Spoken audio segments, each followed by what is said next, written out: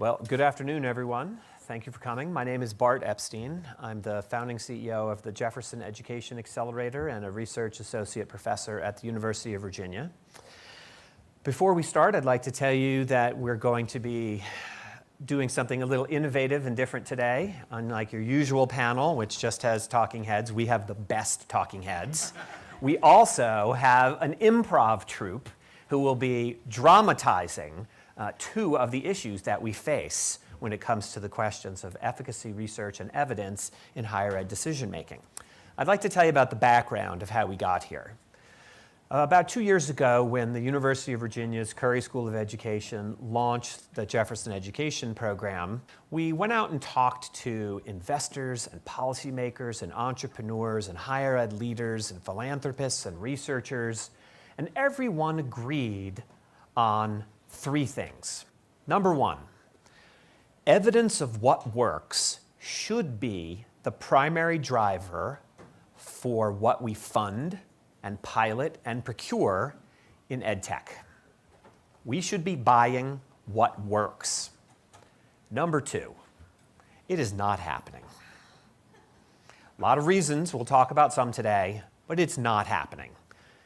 Most things are purchased, and you'll hear about the research that we did based on personal relationships, adjacency networks, what people hear at conferences, branding, user experience, and marketing. Most things are sold, not bought. And the third and most interesting thing we heard from every stakeholder that we talked to, it's definitely not their fault. It's everyone else's responsibility but theirs. So, to explore that, we are going to bring our players up to act out two scenes. So, come on up right here into the middle, please, if you would. The first scene is a board of directors meeting for an EdTech company and her investors. Very nice to see you. Very good to see you. Very nice. So glad you all made it today. I'm so excited to talk to you about the research ideas I have. I really think we can take I'm sorry, this what? The research. Okay, yes, please. Research. We want to be sure to tell the story of the efficacy of what our product is able to do. I'm sorry, the what? Efficacy. Efficacy. Okay, Yes. yeah, please. Yes, we want to be able to ensure student learning outcomes would be improved with our EdTech product. Why does that matter? Because the students need it, because the teachers need to know, because it would change education. We have this great opportunity to do amazing research. What's efficacy? So, are you saying you don't understand efficacy, or the research study that we need to do? Well, we don't have much time. Maybe we should talk first a little bit about the marketing pilots. How is that going now? How are you planning those? Are you getting some Total traction? addressable market, please. Yeah, that would be great to hear more about that. Market research? Yes, that's research. There you go. Some pie charts. Thank you. All right, and scene. Okay, now our next scenario is these are four investors. Come on up, investors. And they are speaking live via satellite to a conference of thousands of people on TV about the principles that underlie their investing decisions. What's important to us is the social good. Absolutely. It's incredibly important that we invest in companies that show real research behind them and companies that are showing that they're really going to move the needle for student outcomes. Absolutely. And educators need the support and the training that they use to be able to launch these products into the marketplace. So we want companies that also support the educators in the launch of these technologies. I'm seriously thinking of funding only companies that commit in the future to doing randomized controlled trials grounded in good learning science. Yeah. Yeah, Absolutely. I care about kids because I used to be a kid. Okay, and we're clear. We're off the air. Good job, people. Great. God almighty. Yeah. the challenge with this stuff, how can we possibly, nobody wants to buy based It's too on this stuff. expensive anyway to do like a $250,000 for research. I don't think that costs that much to actually Takes build too the long. program. It'll take forever. no way. We've Yeah, got to that- get money in the coffers. We've got to get people Yeah, using and if I've got these two and products. I've got one that has like really good research behind it, and I have one that has really good traction for sales, I'm gonna invest in the sales. The company's just going to go belly up if we can't actually get stuff Absolutely sold, right. But So you we could just get a have lot to. done with my expense account. Yeah, exactly right, exactly right. If I didn't need to take all you people out to dinner, it'd be something. Great. And scene. Thank you.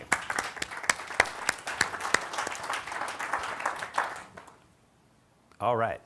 So let me introduce you now to our panelists who represent some of the perspectives from our symposium. Again, the symposium last week in Washington had nearly 300 philanthropists, policymakers, higher ed decision makers, and the goal was to bring them together to talk about these problems and try to lay the foundation for taking real concrete actions together. Let's start with Phil. What did you hear that resonated with you from those scenarios? Well, although it's a lot of fun to laugh at the situation, particularly if you look at a particular group, I'm going to go back to the second thing that you guys noticed. It's not our fault, it's everybody else's fault. So if you look at the behavior of a lot of people working in isolation, there are things that just don't make sense. But I also view this as, for the most part, I do think that faculty, I do think that ed tech companies, I think investors, I think that all kinds of people in this ecosystem have good intentions. I truly do believe that the majority of people really do care about this stuff. But the thing that resonates to me is when push comes to shove and you come down to, well, where do we invest? What do we do? How do we sell to this school? Or a school, how do we choose which product to do? When the rubber hits the road, unfortunately, that's where things fall apart. There are no like common practices that match the aspirations of basing things on ed tech and efficacy and what works and how to improve learning. So that's what really strikes me is people might have great intentions, and for the most part, I think they do, but that doesn't necessarily translate into what they do when they have to make a decision. So the good intentions are something we heard a lot about. We were pleasantly surprised in our research that everyone does want to actually find what's best, but we heard over and over again that there's very little trustworthy information out there. Bridget, you lead the University Innovation Alliance, which is a collection of 11 large universities who are trying to solve at least part of this problem. Can you tell us how that's going and whether there are any lessons for other universities and higher ed institutions that we should consider? Yeah, so the UIA has been around now. We're going into our third year, and we've been able to each year engage in a massive scaling project where we scale up an intervention that's been proven with data. And so the first year was predictive analytics. The second year we launched a random control trial of proactive advising, and so we're scaling that up. Next year it's going to be completion grants. What we've found is that you can actually establish a community of practice where people trust each other enough to give each other the heads up about products and services and give each other reliable information and advice.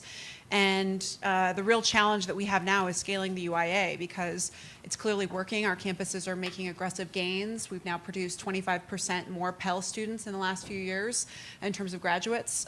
We've managed to, we're on track to produce an additional 94,000 degrees by 2025. So what we found is that building a small community of practice, if you're going to engage with technology partners, that's a really helpful space where you can vet and you can get reliable information. I can't let everybody in the alliance, and so that's the big challenge that we face is figuring out how we make it so that all institutions benefit from the wisdom that we're able to share within the group. So you're at 11 institutions now, so for you, scaling to 20 is probably a lot of work.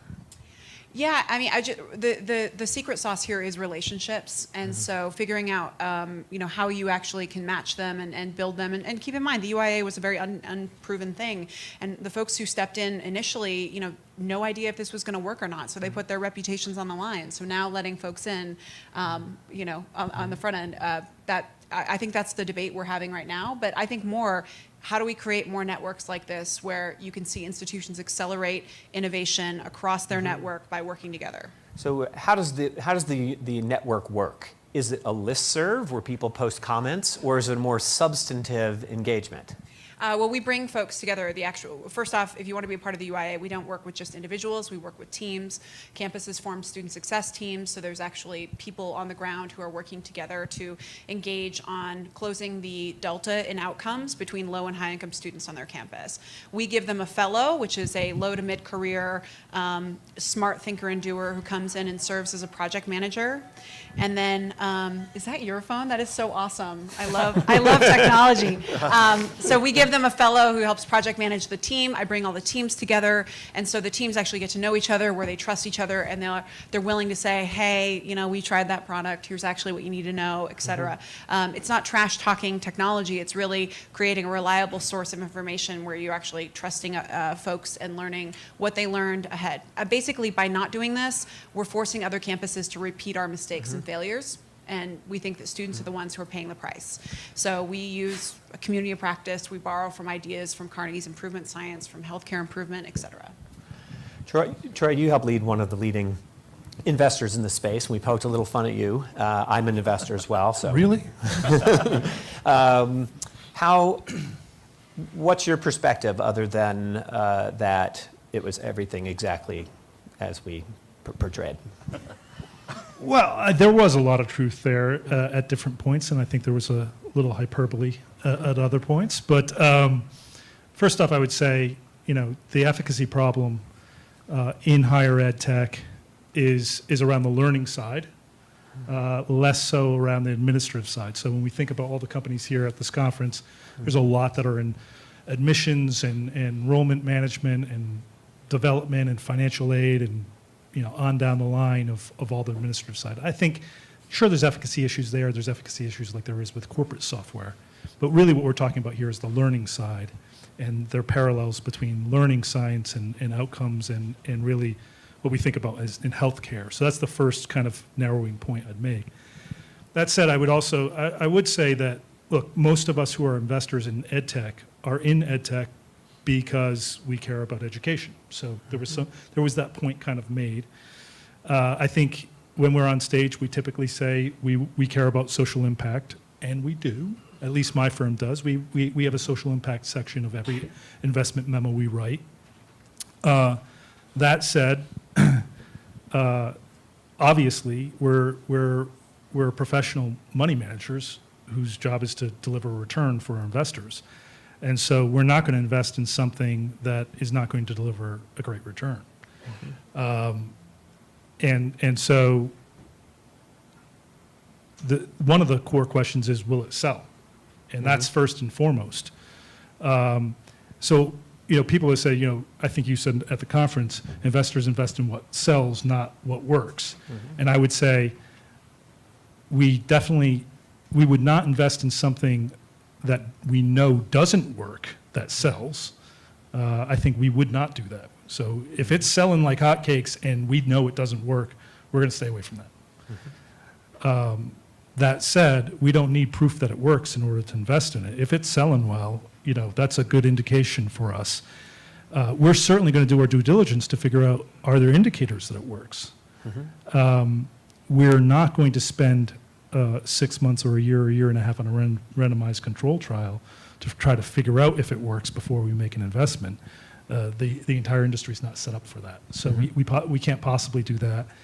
And I think, to the point earlier, we would probably point the finger at somebody else on saying like, hey, this is on the demand side. The schools need to define what is necessary in terms of efficacy before they're going to buy.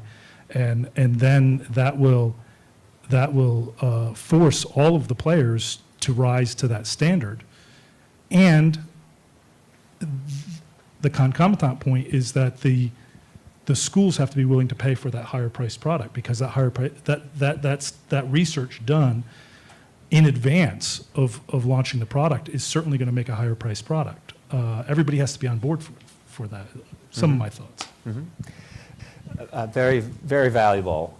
I think that the research that our symposium working group did was very extensive. And I encourage all of you who have not yet read the working group report. It's a 100-page draft that is the result of hundreds of hours of interviews with higher education decision makers. It's available for feedback, and it'll be finalized at the end of May. You can go to the EdTech Efficacy Symposium website, and there should be a way that you can get to the draft. Also, the hashtag #ShowTheEvidence will be used to tweet it out and make it available when it's ready. That research showed that fewer than 10% of higher ed decision makers require evidence of efficacy before making a purchase decision. And even then, the standard that they use for evidence is pretty low. So it feels like a demand problem. Bridget or Phil, do either of you want to quibble with that, or do you think it is a demand problem and the issue is that the demand, the consumers don't get enough training, support, and resources? Well, it's a demand problem, but it's also a cultural problem. And what I mean by that is the entire higher education has struggled with the fact that there's not enough emphasis on teaching and learning, particularly with research universities. You have the way that you get promoted is much more based on scholarship. Research, teaching and learning is typically a distant third place. So you get into these systemic issues on the demand side, independent of technology. Then the way that most faculty teach is based on almost an apprenticeship model or just doing it on their own. So there's not a culture that separate technology that knows how to make this decision in any case beyond there. So it's demand, but it's not as simple as we've got to help people find this data and make a straightforward decision. It's a deep-seated cultural issue, and it goes well, and there's a lot of reasons that we have this. The other thing I would add is I think I would like to introduce it. We have a scaling problem as part of it. When you talk about what sells, I think it's pretty easy. I'm not an investor, but I could invest in companies who could sell into a pilot. But that's the problem in higher education. Far too many things we do are pilots that don't ever go past the pilot stage for the successful ones. We don't know in higher education how to take things that work and let them scale and let them expand to other places, and take the things that don't work and go learn from them or shut them down. So yes, I think it's a demand problem, or put more appropriate, the primary opportunity to make a change to improvement needs to be on the demand side. It needs to be focused on the academic side. That's where we need to make the improvements and where the greatest opportunity.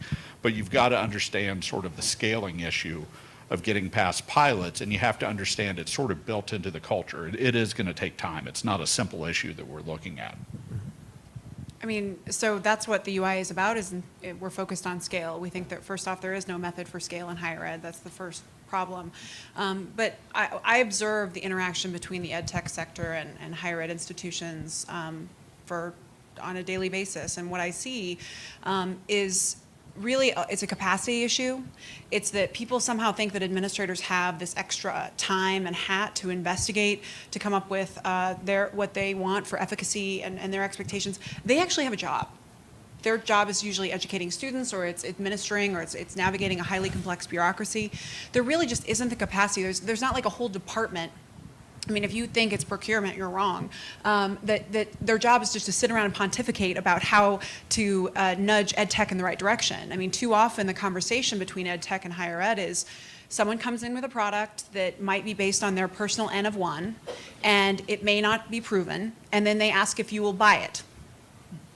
I'm sorry. First off, limited resources, charging too much tuition for students. We're constantly hearing about higher ed is too expensive and low-income students being priced out, and now you want me to pay money for something that's totally unproven? I mean, I think that the part of it is. Sounds great. Let's implement it tomorrow. Yeah, it sounds like a great deal for you all. It's just the transactional nature of the relationship between ed tech and higher ed is fundamentally a part of the problem. And then the other piece is venture capital. Y'all love products, but nothing works if it doesn't have a service component. Too often, people are creating and implementing things and trying to sell products that they spend 20% of their time thinking about the implementation or how they're going to do project management and onboarding. For me, if it's not 50%, like, sorry, not interested. Because these are highly complex bureaucracies that have existed for centuries in some cases. They are designed to withstand time. So lobbing an idea over the fence that's relatively untested as a product from the outside is rarely going to actually work. So I think venture capital has a responsibility to be much more aware that if it doesn't have serious project management and onboarding, it will not work. And in terms of the purchasing process, less transactional, become more of a partner in terms of developing and identifying the problems that we need to solve, not just volunteering the problem that you want to solve for us. When we work with companies at Jefferson Education, we ask them what business are they in, and they always give the wrong answer, because the answer is they're in the change management business, and almost none of them understand that up front. They think they have a better way to do something, but they don't realize that what they're asking is for faculty and administrators to do something in a different way that's unproven, that takes an investment, and that's part of the culture issue. Let's shift over to the collective action problem. Troy, as the financier on the panel, I'm sure you are very familiar with collective action problems. Here we have 4,000 small independent purchasers who each wish that there was a lot more information and research, but it's not happening. What's your perspective on that, and do you see that as a serious impediment that needs to be overcome because of the lack of information? Well, I think that is a core challenge. Not only do we have 4,600 institutions, at many of those institutions, when you're talking about things that are used in the classroom, it's an individual choice model where the faculty member gets to make their own decision as to what they use. So now we're up to 125,000 individual decision makers, or maybe 350,000, depending on how you think about it.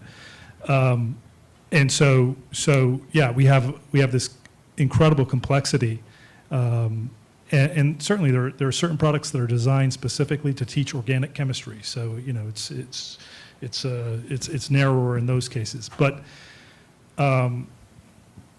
we have many different types of institutions. There's cultural norms from different areas of the country. We can easily pick out certain products and say this is going to do well in California, and it's not going to do so well in the Midwest.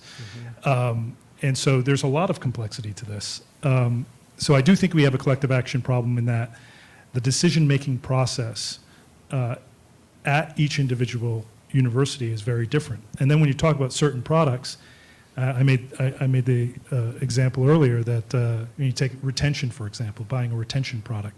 Who owns retention at any university? There's no consistency that there is a vice provost of retention at every university. It's spread across a whole group of different folks at any individual university. So it's hard for them to then organize, and I'm just going to call up the vice provost of retention at X school down the road, and the 7 of us are going to get together, all us vice provosts of retention. That doesn't exist. Every institution is in some ways a snowflake. Mm-hmm. And that makes it very hard to scale a business or to scale something like what we're talking about here, setting standards for what research should be done or what efficacy proof points should be there before a product launches. So there seems to be relatively little research being done and a pretty healthy demand for it. We have 4,600 higher ed institutions, and collectively they may spend several $100 million a year on a product. If there was a single purchaser who spent $400 million on a product, and they were about to do a 3-year deal, to spend $1.2 billion, it would probably be worth them spending $10 million to do some implementation analysis to figure out what are the ingredients for success. Where is it likely to work or not work, which campuses. But with 4,600 small purchasers, no one is spending enough money to make it worth investing that amount. So what do we do about this? Whose responsibility could or should it be? The purpose of the symposium and this meeting and this ongoing work is not to generate academic papers, it's to generate action and solutions. Do you guys have any ideas or solutions that you think we should be considering? Well, we're modeling how it should be done, right? We're modeling how it should be done right now. So we won the First in the World Award from the U.S. Department of Education to, people spend millions of dollars on academic advising. There is only one study in the What Works Clearinghouse about academic advising that has met that standard of evidence. So we're actually testing. Yes. So that was on coaching, not even academic advising. So we are, we're testing proactive advising for first generation low income students.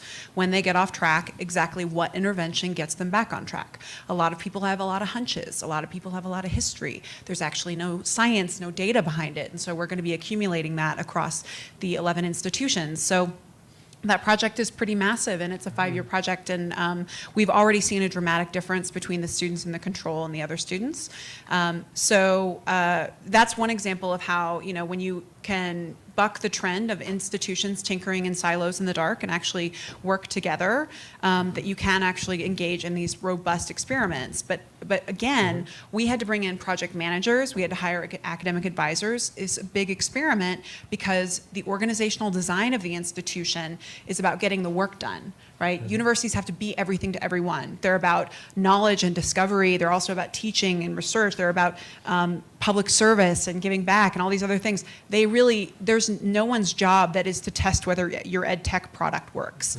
And the idea that it's the responsibility of institutions to make sure your product works first, that's a little shocking, right?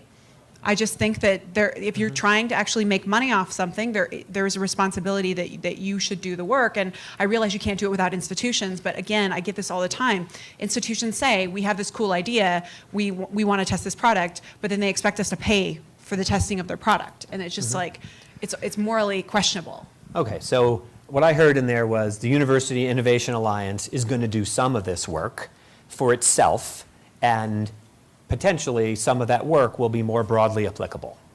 We're going to be sharing everything we learn with the broader higher ed community. So the whole point is to actually take on these experiments and show that institutions can work together and do this, but we want others to join. Okay. And I think that's great that you're doing that. I think we need this. That's why we're all talking about this. We need this efficacy research and a record of what's working and what's not. I think one of the warning signs that we haven't covered is that I think the research that was done showed that even when research does exist and is available out there, the purchasers or the buyers are not looking at it.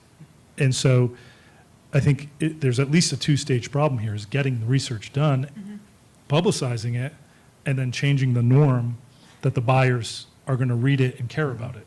They theoretically care about it, but they don't take the time to go find it. But these people barely have time to get through their inboxes. I understand. They're just like you and I, right? We're all just super overwhelmed. Right. So figuring out how we can actually also coach the ed tech community about how you talk about your product and how you're going to, and I think it's leading with what is the problem that you're struggling with right now that's the most significant, or finding people who have those problems instead of just blanket broadcasting about a specific solution. Yeah. One thing, I just want to be a little bit careful about what it works is. And ed tech products don't work. Ed tech products used in a particular way might work or not work. And it gets back to your comment about the services component. But it also gets back into, when you're talking about research about whether it works, it's never, almost never, going to be a case of this product works. It's going to be a matter of, when we use the product this way and we added extra TAs and we reorganized the course design this way, but we supported the students here, it worked for this group of students. There's a context that's important. That's what it is when you ask the question of whether it works.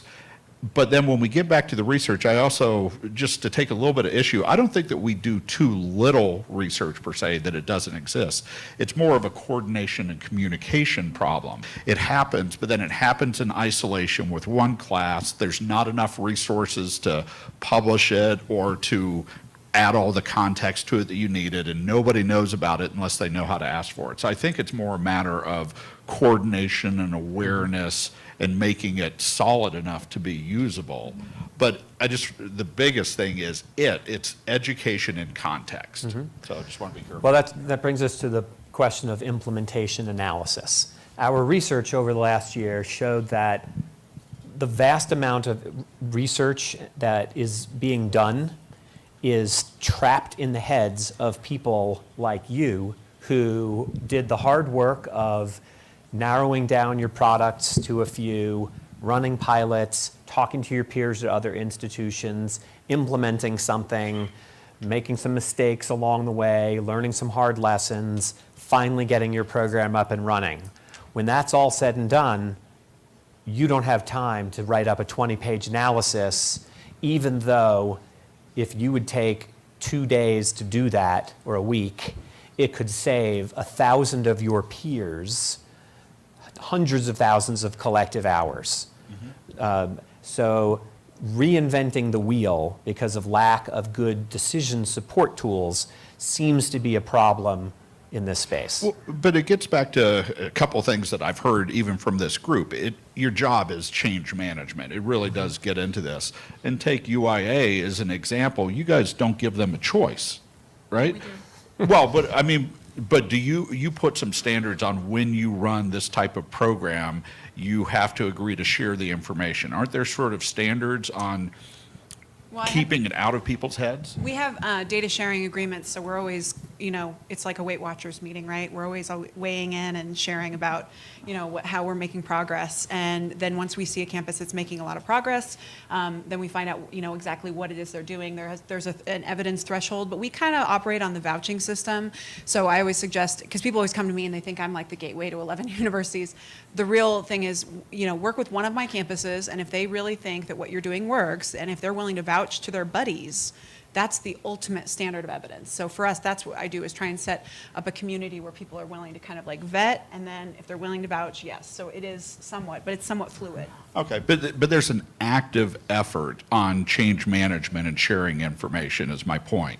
So when, like what Bart, where you're describing about do this, but then it just stays in my head, it never gets finished or completed.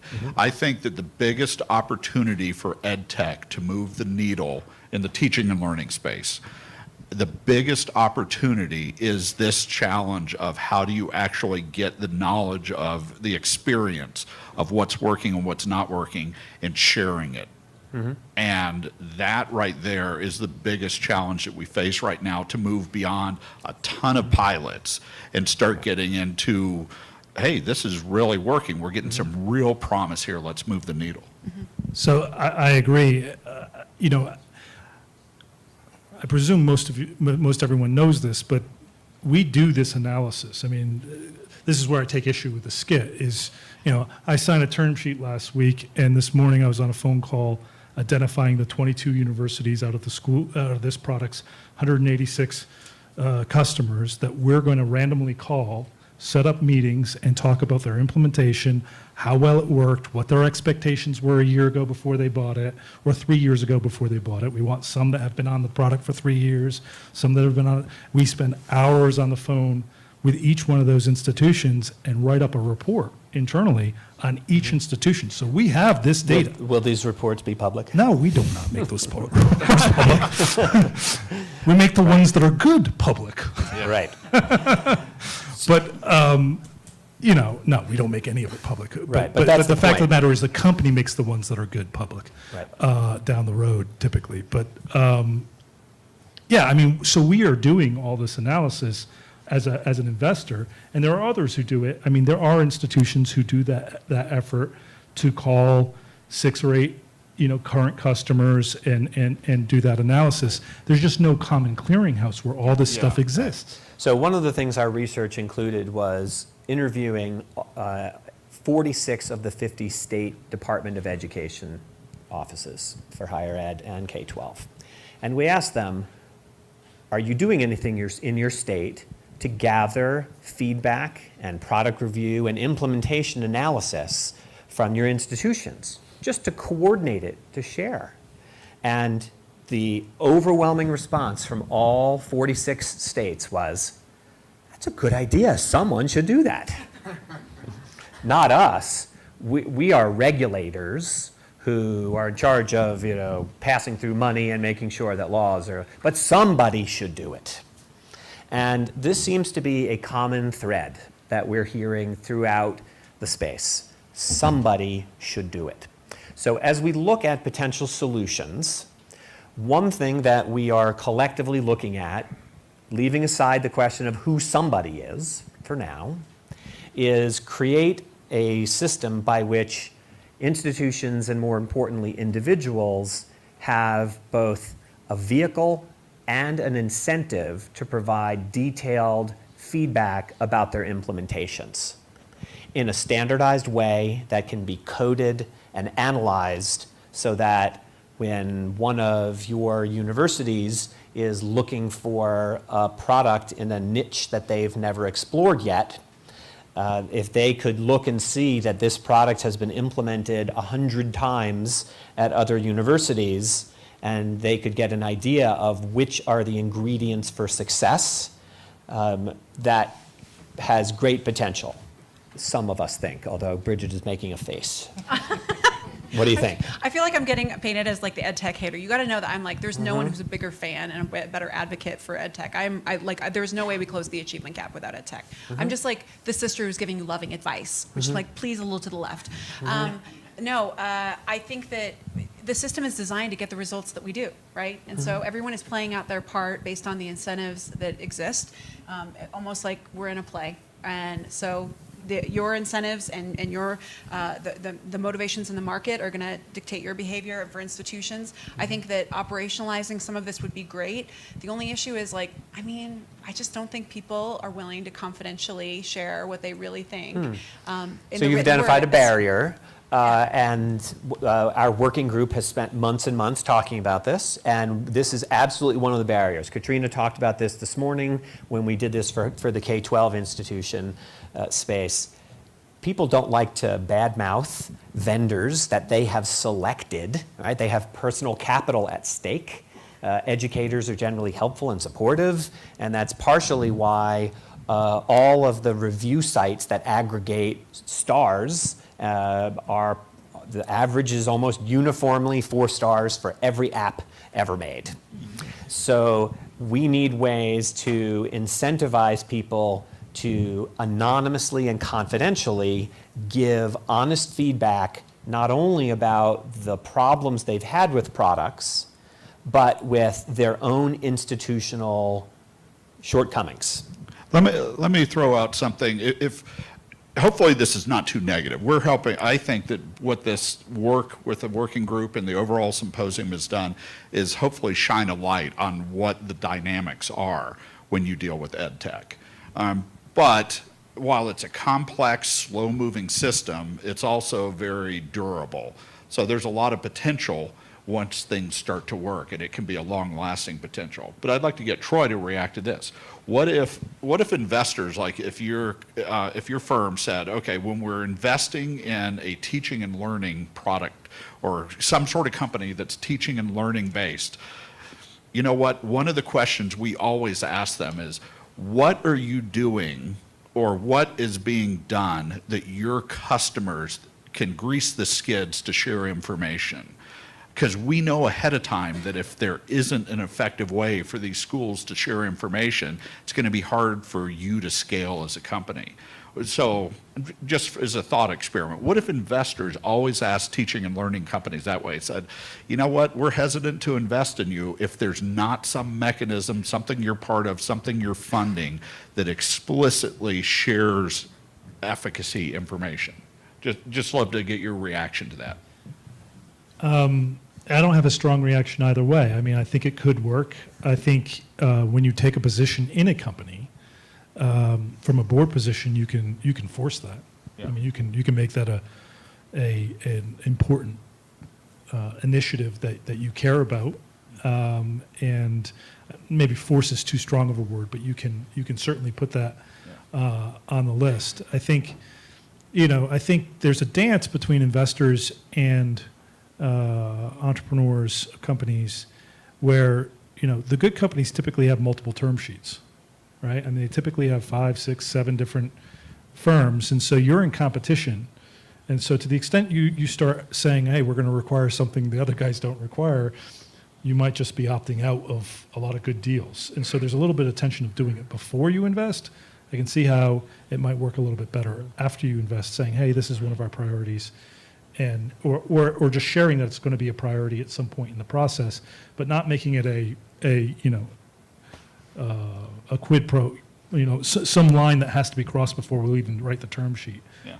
Yeah. Well, it's interesting to hear sort of how that would affect from the investor community. So more on the board after the fact might be a greater opportunity to influence. I think that's probably. Although even then, as a board member, I can tell you that if you start making demands, once you're a board member, your entrepreneur talks to other companies that are considering taking your money.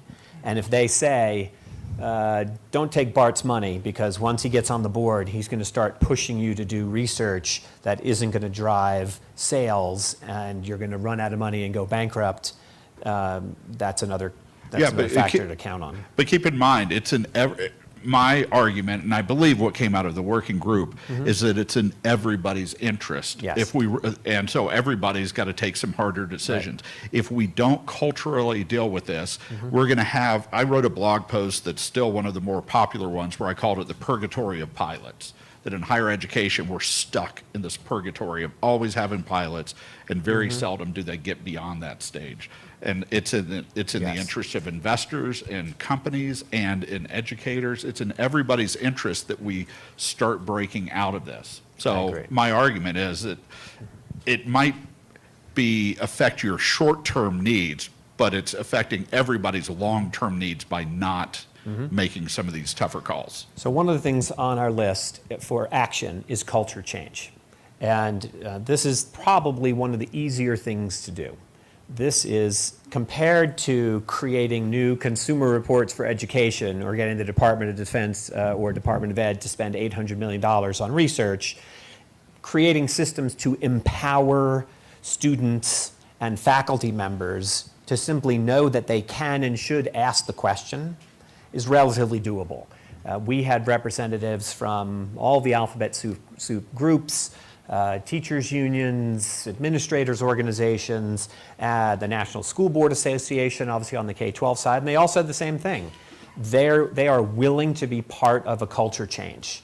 They just need help doing it. So for example, we will probably have a follow-on project in which we create materials and professional development for every school board in the country to help them understand that this is an issue that should be on their radars and give them thoughtful ways to talk about it with their leaders. We want to do the same thing with teachers.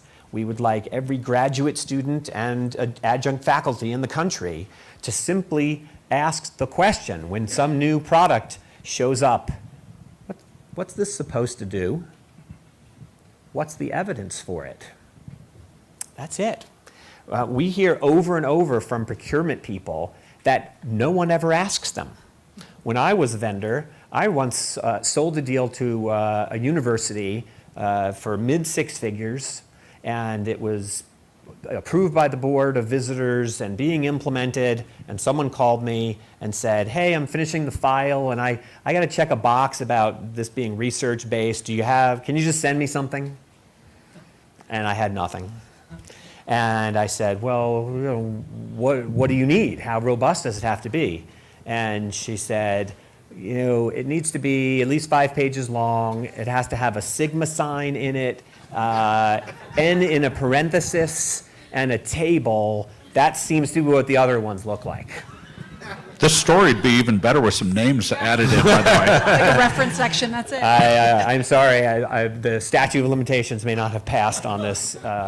And this is a true story. And so I went out and I hired a PhD to write a white paper case study on an implementation in one classroom, and I don't think anybody ever read it or cared.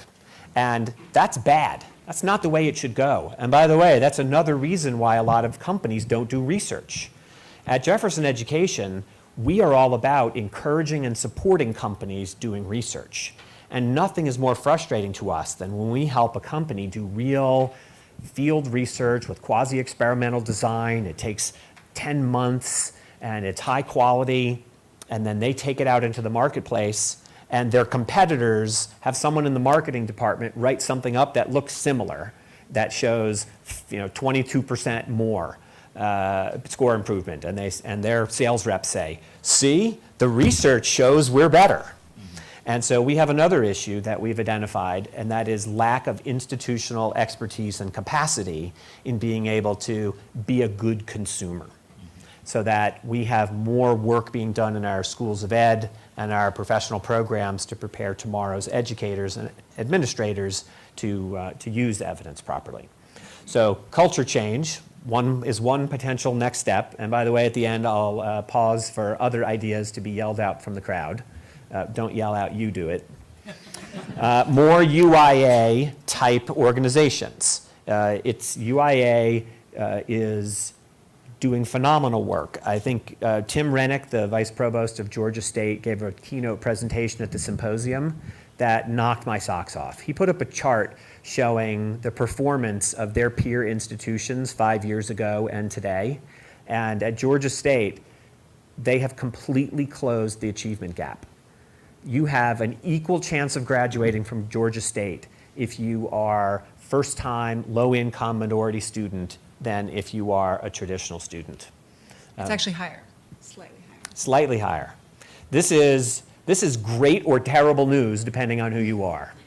It's terrible news if you're a lazy administrator at another school who has no more excuses for not keeping pace.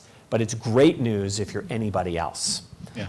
Oh, one quick comment I would just say, if I can make it quick, is one of the good things about higher education in this context is it's very peer-driven. It's very driven by what are my peers doing at another school or the school that we aspire to be. And it's, on one hand, it's a negative connotation that it's too much, what are they doing? But in this case, there's a great opportunity. The more that you have the Georgia State, wait, they've closed the achievement gap? Why aren't we doing it over here? I think that's one of the change levers we have. Georgia State has hundreds of other institutions now coming to visit on a regular basis, which is a good sign. Troy? Yeah, I was going to say, to pick up on that point and just tie it back to the earlier conversation, to some extent, this might not be as hard of a problem to solve as it may feel, in that, every ed tech company I look at has some number of customers. Some of them are pilots. Some of them are usually multi-year because we typically aren't investing when they haven't had at least one or a handful of customers make it through past a year and renew. But the key thing is for many of their customers that are in their current pipeline, they're asking for, tell me who else is using it. Most institutions don't want to be the first one buying a product. They don't even want to be the 10th one. They want to be about the 50th or the 100th or the 150th. They don't want to be the 1,000th.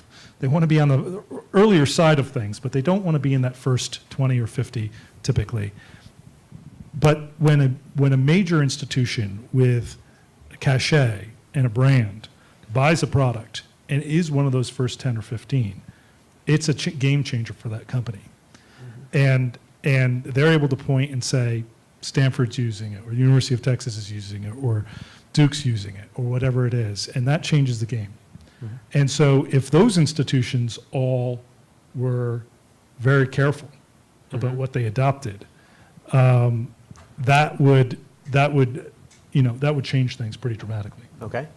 Bridget, maybe if you have some free time, you can start University Innovation Alliance 2. Ivy, yeah, no. I was just going to say, thank you for having the symposium because it's very clear that we're all on the same team here. It's really an organizational design problem, and if we could get things structured and aligned, that if the market were optimized, this would all be figured out. And so I think that your symposium is the first step in the right direction of getting all the stakeholders in a room where we could admire everything and realize, oh, this is a problem that really all of us own a piece of, and all of us have a shared interest in solving together.